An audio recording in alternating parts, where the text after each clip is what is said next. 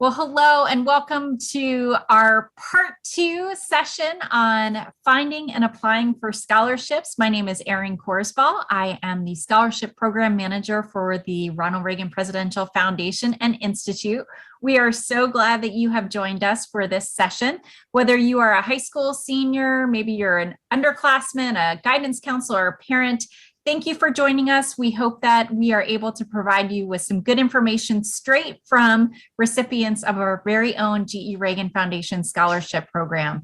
Today, we're going to be talking very specifically about how to find scholarships that you might be eligible for. There are a lot of scholarships out there, and today we're going to give you the inside scoops on how to find them and how to put yourself in the running to receive some of that money for college. So without further ado, I'm going to turn it over to our moderator extraordinaire, Tim Land.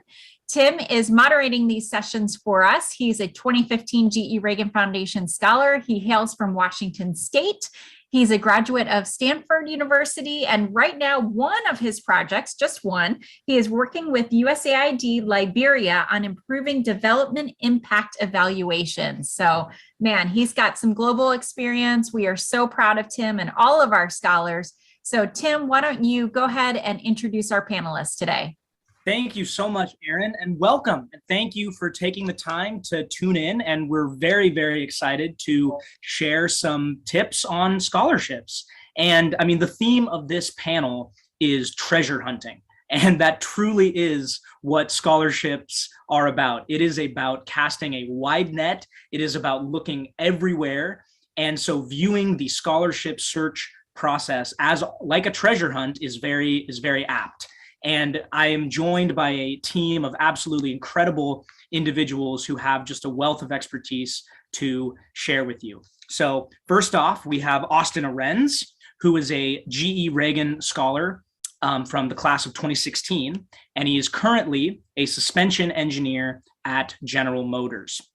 Then we have Joelle Burvell, who is a GE Reagan Scholar class of 2013, and he is a TikTok medical educator.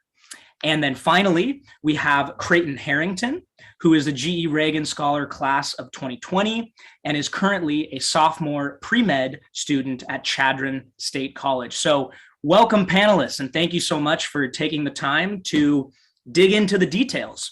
So how I want to structure this is I want to start off at a very high level. I like to think about it as blue sky design. So right now, if you're watching this, you're in high school, the world is your oyster as far as scholarships.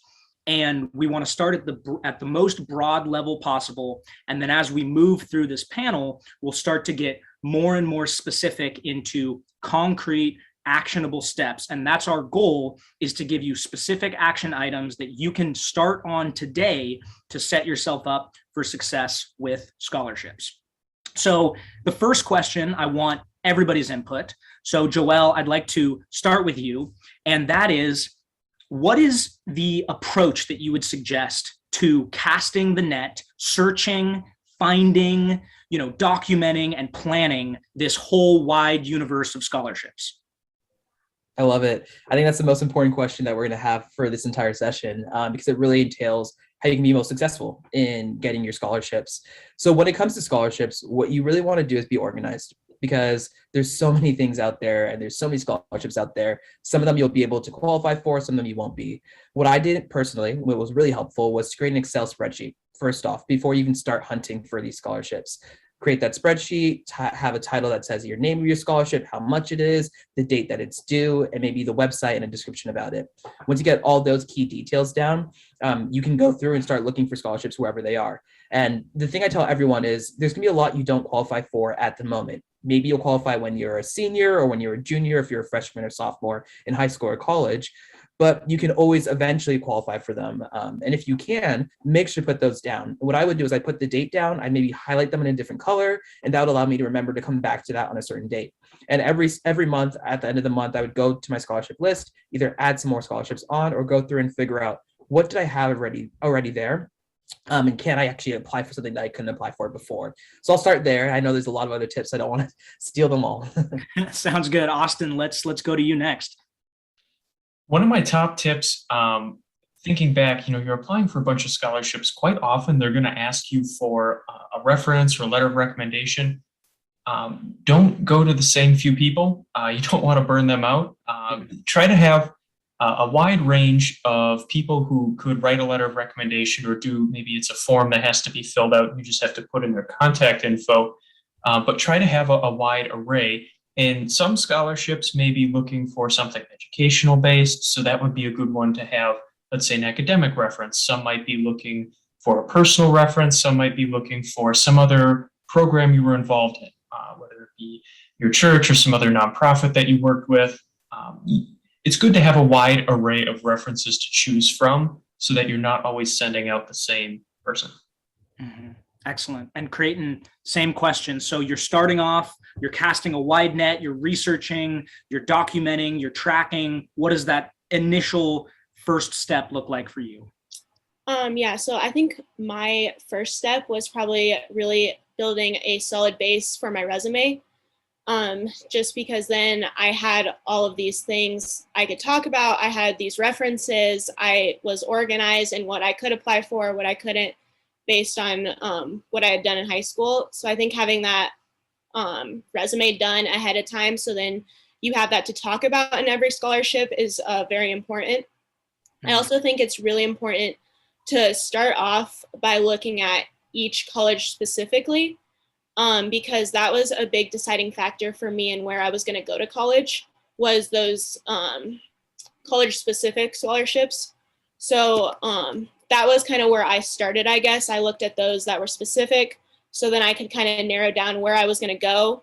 And then I looked at more like the broad scholarships that could be applied anywhere else.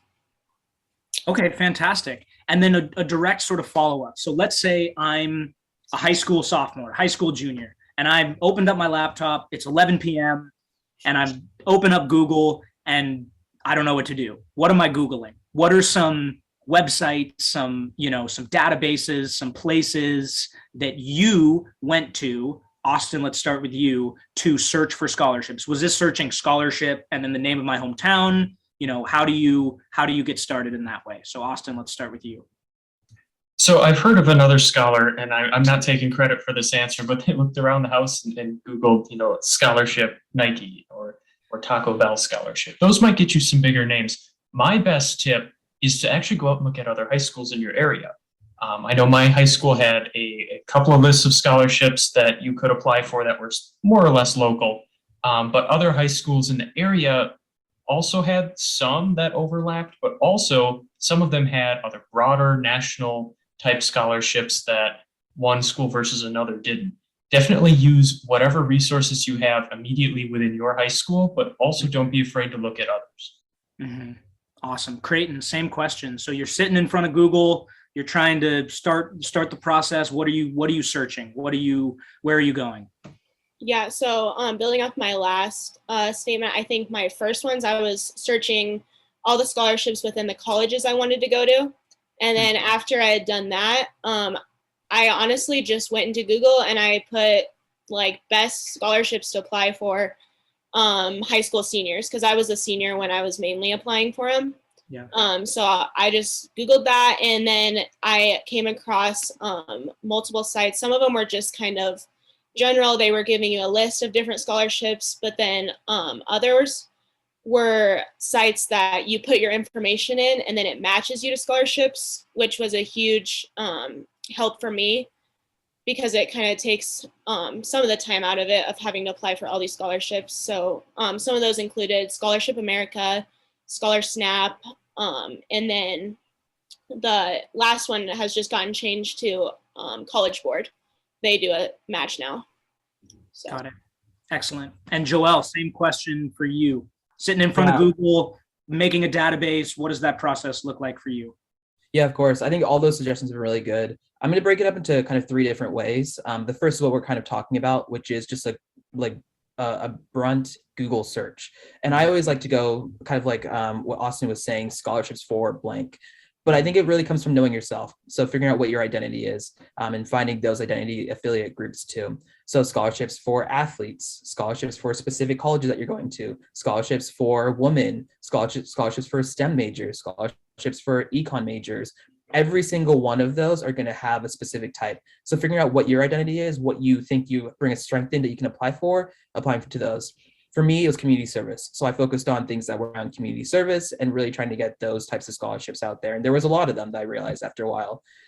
Second place I'll say is like the website snaps, as we mentioned too. One of my favorite is called peerlift.org. Because it was started by actually scholarship students that had received a lot of scholarships and said, there's actually not a good website that's free out there for people to really say, hey, here's what 9th graders can apply to, 10th graders, 11th graders, 12th graders. So that one, you can actually go in and it has the specific tags there already. You can tag STEM or low income or diversity or science and easily figure out scholarships that are available, and it'll let you know the dates that they're due to. It also shows other things, and I'm sure we'll talk about this a little bit later, but scholarships aren't just about the free money that you get. You can do summer programs, there's internships, there's fellowships, there's different resources. All of those are scholarships too. And understanding that allows you to kind of broaden that reach too. Then the third group I'll put it into is like word of mouth. And so that's really just hearing it from other people, figuring out who are the other people that applied for it. I'm not gonna lie, I was kind of a crazy stalker when I was inside high school, and I would find someone who won a scholarship that looked really impressive. And you can, if you type their name into Google, you will find every other scholarship they want to. And lots of people win. It's always the same people winning multiple things because they know the tricks that we're telling you about right now, that there's specific ways to do it. So if you either like finding previous winners and searching their names, that's huge, or going on LinkedIn. LinkedIn is huge now. You can go to LinkedIn, find someone that usually put on their profile if they're a GE Reagan scholar, for example, and you'll see other scholarships that they got as well. Then you can go to the websites and figure out if those are still running and apply for those. So those are the three things I'll say is like identity, figuring out what your identity is, looking at websites and apps, and then figuring out word of mouth, how you're going to find out about it from previous winners. Mm-hmm. That's an absolutely fantastic tips. And it transitions really nicely, especially the identity and the planning and sort of breaking yourself down into different passions and areas and characteristics to my next question. Creighton, let's start with you of what sorts of tools and what sorts of planning goes into the scholarship preparation process, and should you have in your arsenal before you even start this searching, sorting, and applying? Yeah, so I kind of touched on it. My resume was what I was always going back to for my scholarships, because with any scholarship, you're going to have to put what clubs you're in, you're going to have to put what community service, your jobs, your references, any experience you've had. So having a very detailed and organized list of everything you're in. And something I noticed really quick was volunteer hours. Having that organized, because depending on the scholarship, they're going to ask it in different formats, whether it's hours per week, hours total. They'll ask that. So really have a detailed log of what you've been doing your high school career. So that was something that helped me a lot. And I think another thing is carving out time to make it a priority, because I know I was in high school, I was involved in almost everything, and it was kind of easy for me to prioritize it, but it was also hard to find that time to go and search, go and fill out all these forms, sit down and write a solid essay. Yeah. So kind of setting aside like a certain day or a certain time, just that you can kind of fully devote your time to it so you're doing quality work, I think. Because I think quality comes over quantity for your scholarships. Yeah, Austin, do you want to add to that? I do. One thing, and this is also something I heard from another scholar previously. If you could talk to your parents too. They may have a 5-minute break or so at work when they just need to clear their head and do something else. They can search for scholarships too. Maybe they're helping. Back when I applied, some things were still done through the mail system, which is odd to think about now. So I know my mother would sometimes set something out. Okay, this one came back. They want us to send in this, and just kind of help stage some things physically in that regard. Or if an email came through that was urgent, they wanted something sooner than I would have originally thought, right? Jot a little note down, hey, Austin, keep an eye on this and get this sent in as soon as possible. But definitely also, rely on the people around you. They're there to help you. And more often than not, they're willing to. Awesome. Joelle, do you want to add anything else? Yeah, I was liking what Creighton said about making sure that you really like know what you participated in. I think especially when you're in high school, you start doing a lot of things, you forget about it. I kept what's called a brag sheet. I think I don't remember where I got the idea from. I think it was my sister or something, where literally whatever I participated in, and I know it's kind of like a little much to call it a brag sheet, but it worked. But whatever you would do an activity, whether it was student government or you did some type of volunteering at a soup kitchen, I would just go to this little sheet and I'd add it onto it and say, okay, if I've done it for like 3 years, I did 9th, 10th, 11th, 12th grade, whatever, the amount of hours I think I was spending on it per week, breaking it down. And that really helped me to be able to remember the things I was doing, so that later, when you actually get to the applying for the scholarships, you need to write an essay about something. I already have a description of what I did that I can just kind of pick and choose and kind of tailor that that specific thing I did to that scholarship. And then the second thing I always try and remember, and Creighton, you were kind of talking about this, is like it can be hard to remember to apply for these scholarships, or it can take time. And the way I rationalize it to myself is, let's say you spend 10 hours applying for a scholarship, and that scholarship you end up winning, you got $10,000 for it. That's $1,000 an hour you basically just got paid. There is no job on earth that does that, right? And so that was always how I kind of rationalized it to myself. It's like, yes, it's a lot of work to look for these scholarships, but when they pan out, even if, let's say you apply for 10 scholarships, they're all different types, and you only get 1 or 2 of them, even if you spend 10 hours to 20 hours on those, the amount of money you're making for college and for other things in the future is still vastly going to outweigh anything else you could have been spending that time on.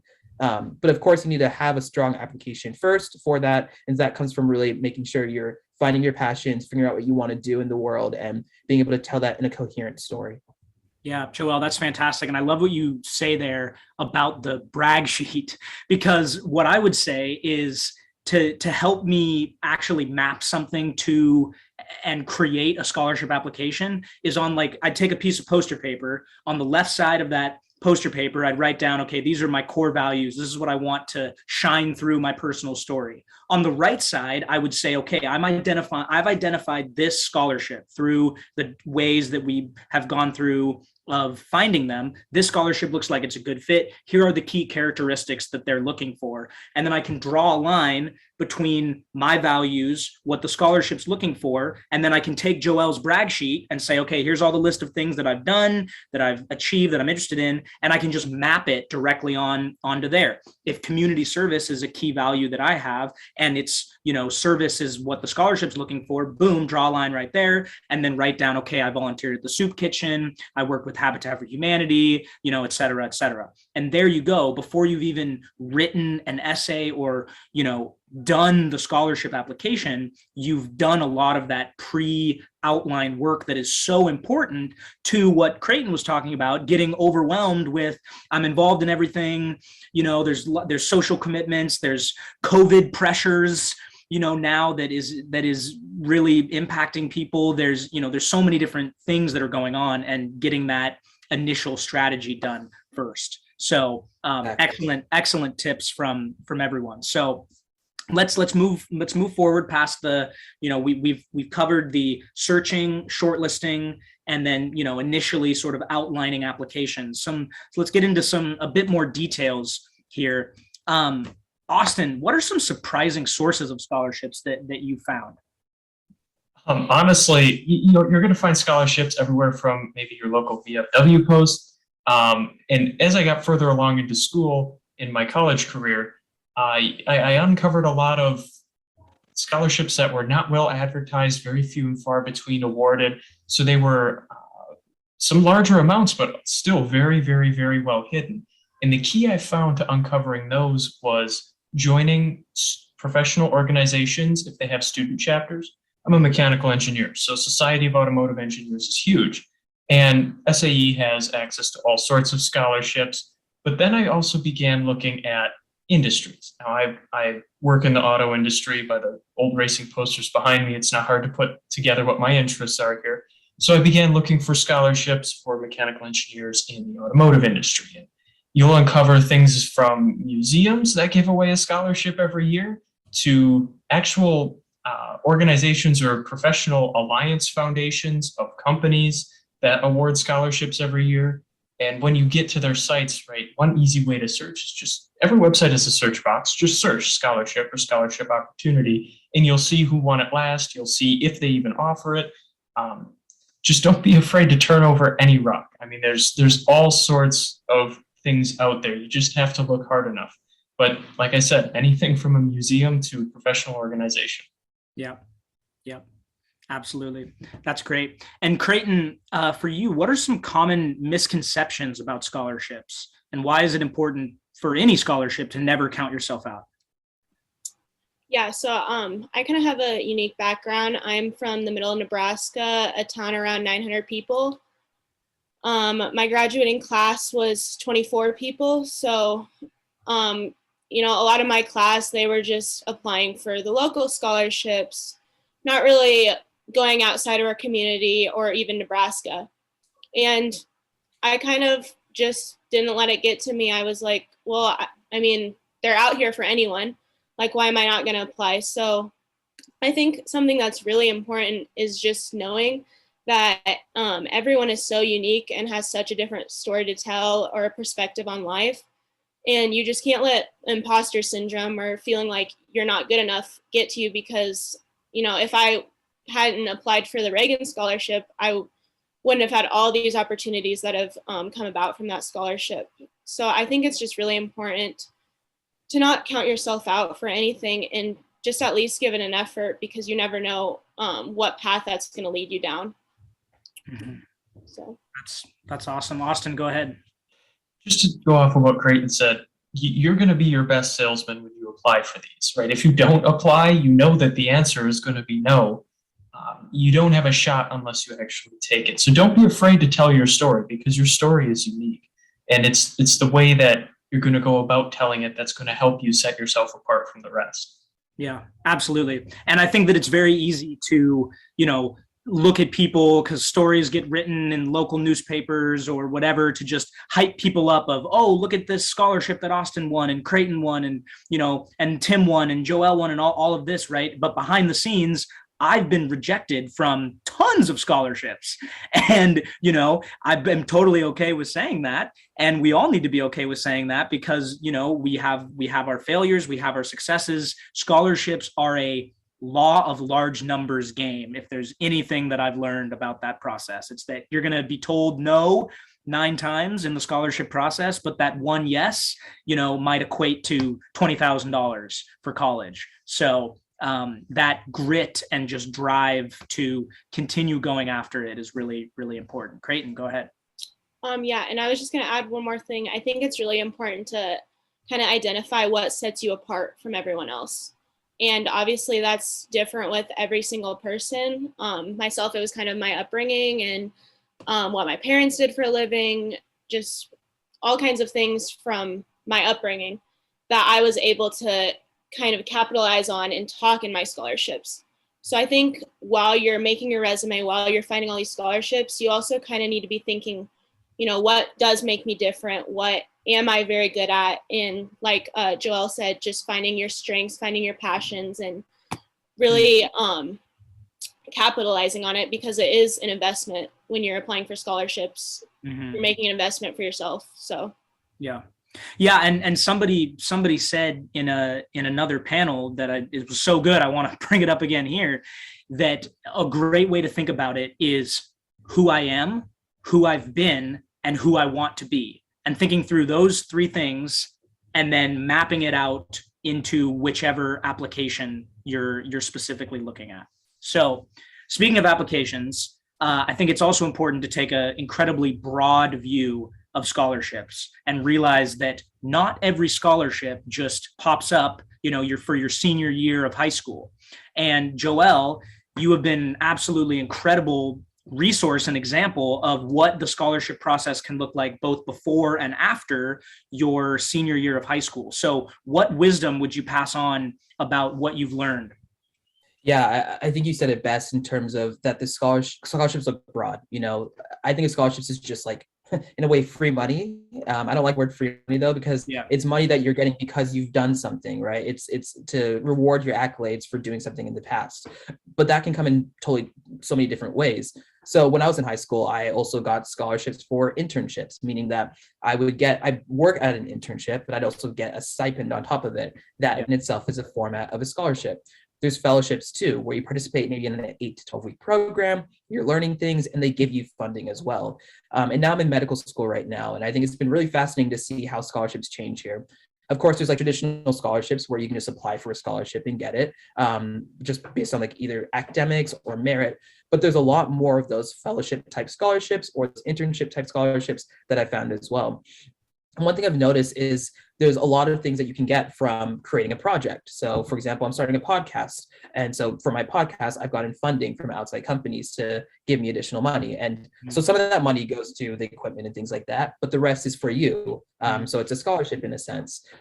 Same thing with kind of grants as well, where they give it to you to put on some type of project, but they're also investing in you as an individual. So I say all that to say, don't sell yourself short, especially if even after high school, realize the hunt continues. It just kind of changes in where you look. For me, it's not so much typing into Google anymore. That will not find you the answers, because these are a lot more niche spaces. You need to be looking at creative ways to find how you can kind of to get access to that money. And in order to do that, you might have to blend your interests in a new way. So at the beginning, you mentioned I use TikTok now, but I'm in medical school. So I try and blend service, like educational services, and then also with technology. And that's opened up a whole new world now of like grants and scholarships I can apply to, because anything that has to do with tech or that has to do with the creator economy, I can apply to now. And I bring in a unique space where no one else is really doing what I'm doing from my view. So think about that when you're applying to these things too. What we were saying, that why, what are the things you're bringing to the table that you can maybe even twist in a way to apply to a scholarship that you'll still qualify for, but can do in a way that's going to make you one of the only people doing that. And in that sense, make you stand out even more.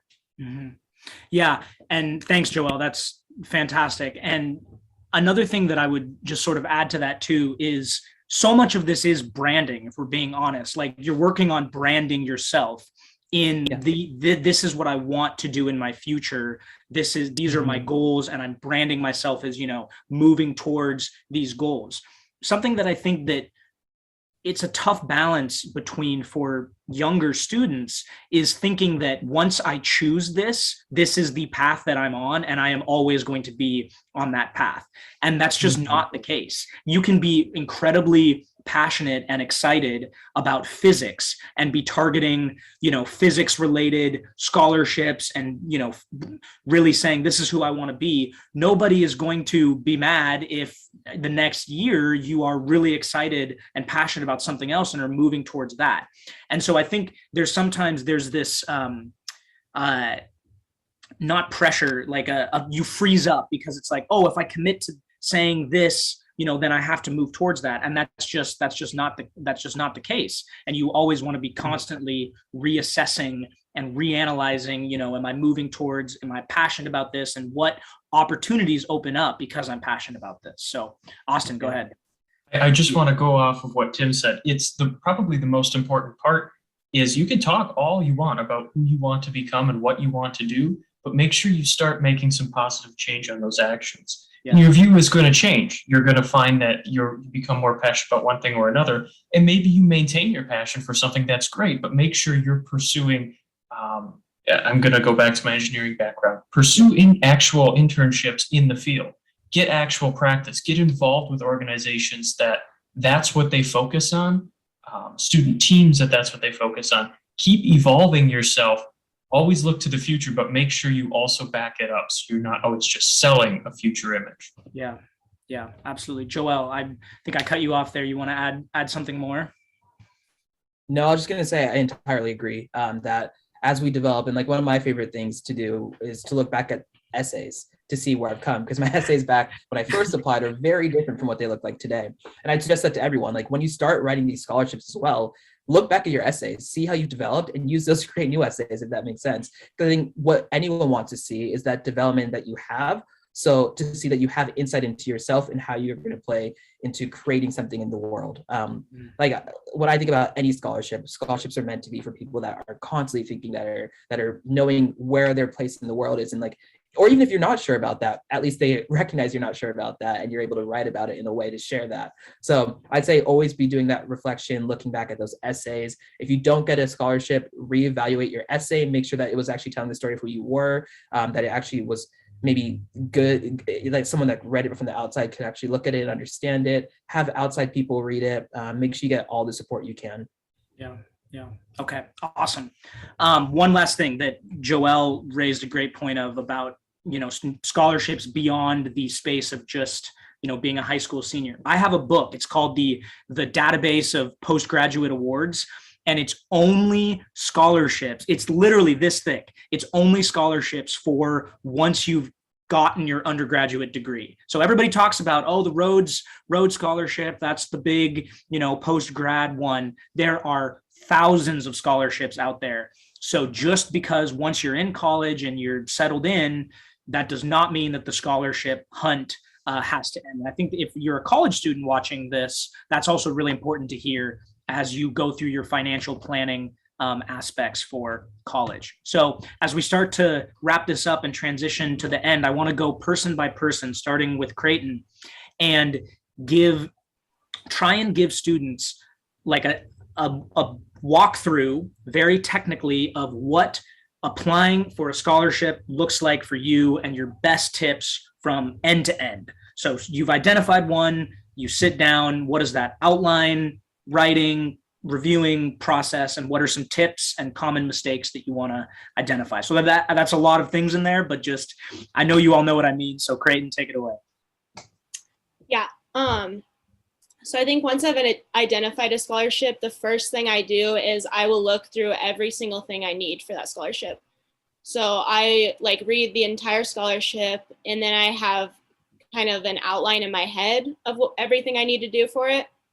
Then I usually do start with parts that are the easiest for me. So sometimes that's like the basic info. Sometimes that's putting in your clubs, putting in your extracurriculars, your volunteer, all of that. And then also kind of getting a mental note of what references I'm going to use, because you never want to wait until, the last minute to ask your references, and then you're putting the pressure on them.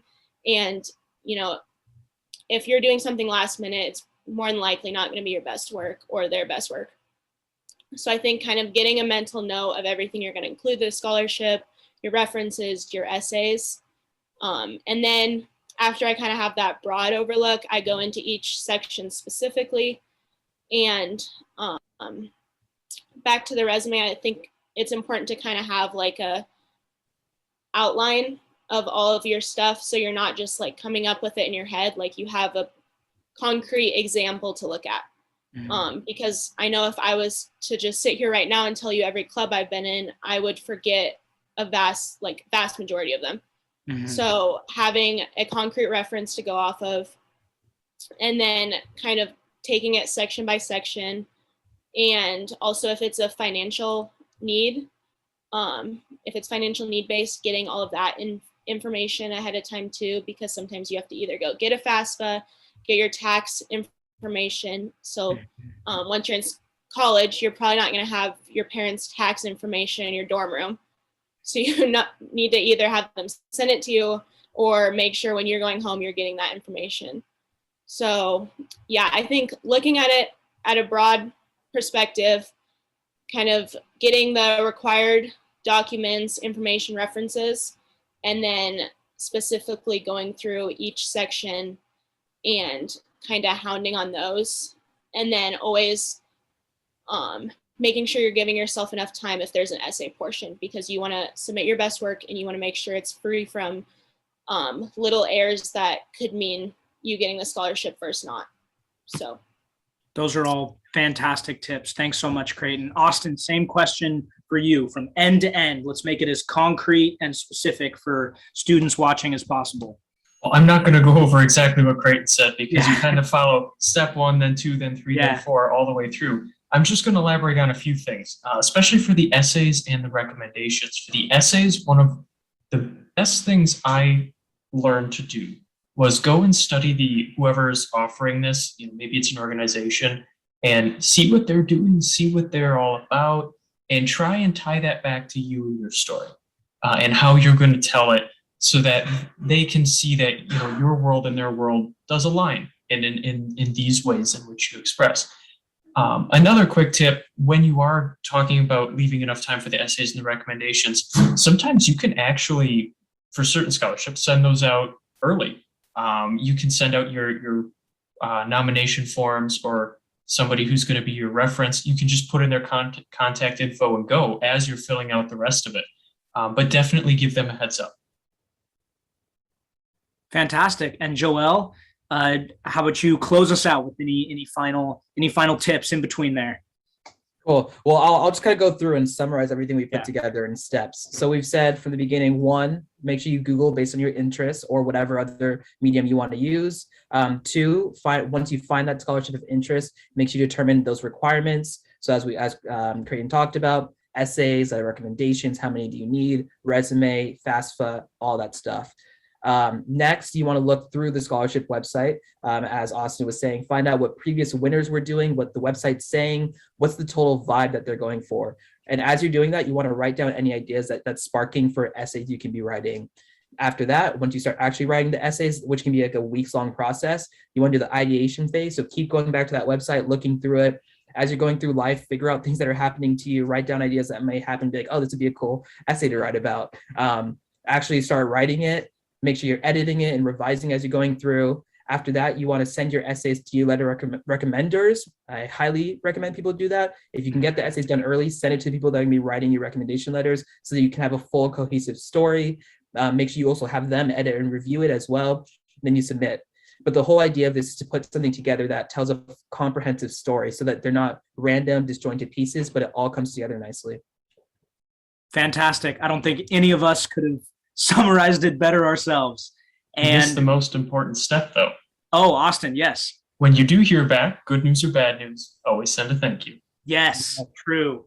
Very true. Very true. And remember, this is treasure hunting. And if I also offer some investing wisdom for you here, in investing, right, what do we want to do? We want to diversify our investments. We don't put all our eggs in one basket. It's the same thing with scholarships. We send out many applications, and some of them work out, some of them don't. But regardless, we will hopefully all of us find resources to help pay for college. So Joelle, Austin, Creighton, thank you so much for all of your wisdom that you shared. Erin, I will hand it back over to you.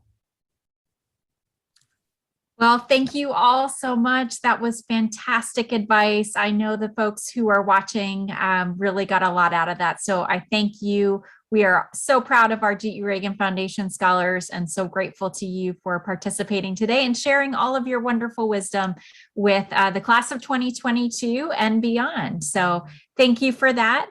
I want to remind everybody who's joining us that if you did not see our first session, which was aired last week on December 1st, go back and check that out. That's going to give you more detailed information about how to specifically apply for the GE Reagan Foundation Scholarship Program, which I will say the deadline is approaching January 6th. So you're going to want to mark that on your spreadsheet that I know you've started based on today's discussion. And I also want you to save the date for next week, December 15th, where we will be sharing part 3 of this series. And that will specifically talk about how you can stand out in the scholarship application process. So I encourage you to follow our website, reaganfoundation.org, navigate to the education section where you can find information about our scholarship programs and links to other information, also information about our other education programs. Follow us on social media so that you can stay in tune with us for news and announcements about our programs and reminders for our upcoming deadlines. So panelists, Tim, thank you so much. Thank you all and best of luck. Happy hunting.